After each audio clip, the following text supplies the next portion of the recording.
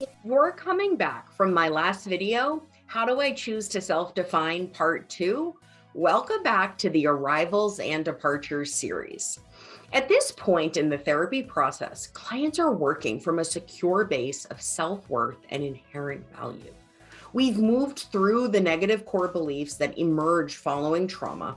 I'm not good enough, I'm worthless, I'm unlovable. And we've come back to a baseline. We chipped away until we got to the foundation.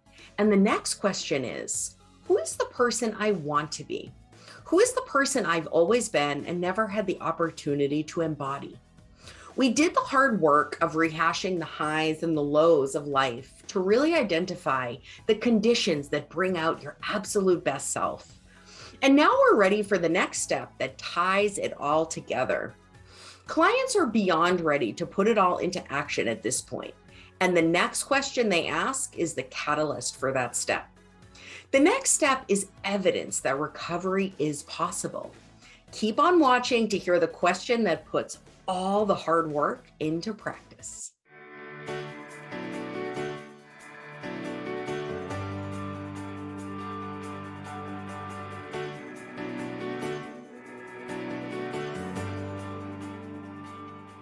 Hello and welcome. My name is Dr. Cammy and I'm the president of Bliss in Being. I help trauma survivors just like you build the life that you deserved from day one. Safety, trust, wealth, connection, and confidence. You can have all that and more when you transform your hardest moments into your greatest assets. This is the time in therapy when clients are ready to put their words into action. And by following the trauma transformation system, we've avoided one of the most common mistakes that people make in behavior change. What is that mistake? So the mistake that people make when they go ahead and try to change a behavior is that they don't first change their identity. You can see this difference everywhere, but it's so subtle, it's difficult to pick up. Let me give you a couple of examples. Have you noticed how vegetarians reject offers for meat? They don't say, no thanks, not today. They don't say, I don't enjoy chicken that much. No, across the board, they say, no, I am a vegetarian. Same goes for smoking. When someone offers a non-smoker a cigarette, that person says, without fail, I am not a smoker.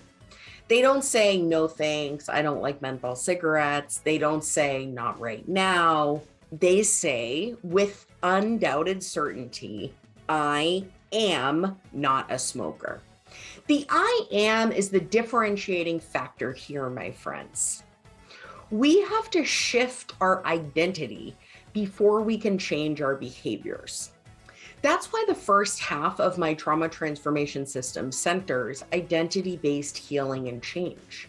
When a client's identity is transformed to align with their values, they are then very quick to ask and act on the question, how can I fulfill my highest aspirations? The how is no longer a question about identity. That's been contended with. The how speaks to the process of change or the behavioral mechanisms of change.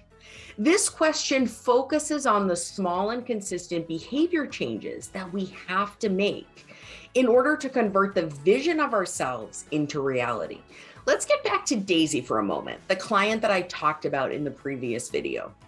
Daisy did a phenomenal job in EMDR, deconstructing aspects of her identity that emerged from her traumatic childhood experiences.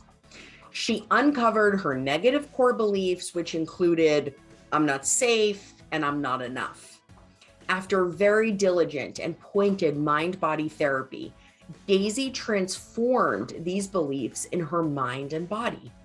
She now lived with the core beliefs, I can handle anything, and I am enough. From that identity, Daisy started to reconsider the structure of her days. She started spending more time in nature. At first, this was short walks after work. During those walks, she tracked her body, measured her pulse, felt the openness of her chest and her throat. She checked in with the spiritual parts of herself. Daisy tapped into her emotions. These walks in nature were small experiments. They were tests to determine if this behavior change aligned with her values and life vision. In fact, it did. Daisy felt more grounded and at ease than ever before, but particularly when she was walking in nature. Daisy prioritized more and more time for walks in nature. Soon she was working remotely to allow greater flexibility for hiking and traveling. Daisy continued these tests in other areas of her life.